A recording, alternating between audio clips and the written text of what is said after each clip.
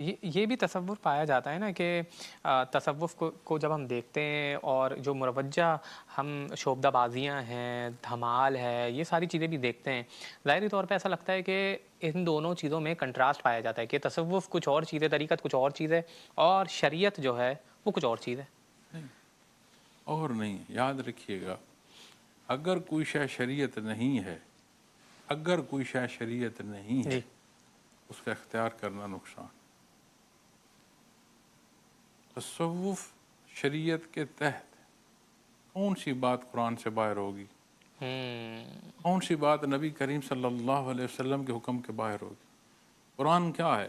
کلام ذاتی، جی احادیث مبارکہ، سنت خیر الانام، آپ نے جو فرمایا، آپ نے جو ہوتے دیکھا اور منع نہیں فرمایا، کسی نے رائے لی، آپ نے اسے پسند فرمایا، ہر وہ پہلو جو آپ سے ثابت ہے وہ کیا ہے؟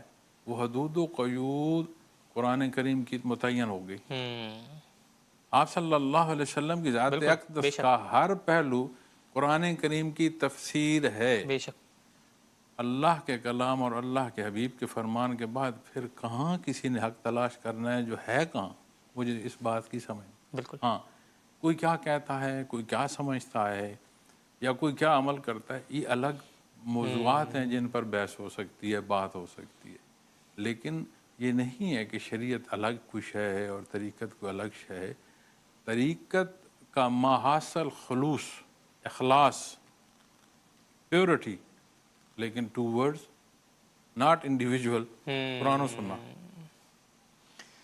تو جہاں ہم نے کسی کو زیر بحث لانا ہے، اس سے کیا ہوگا؟ ہمارے معاشرے میں بے شمار انتشار ہے،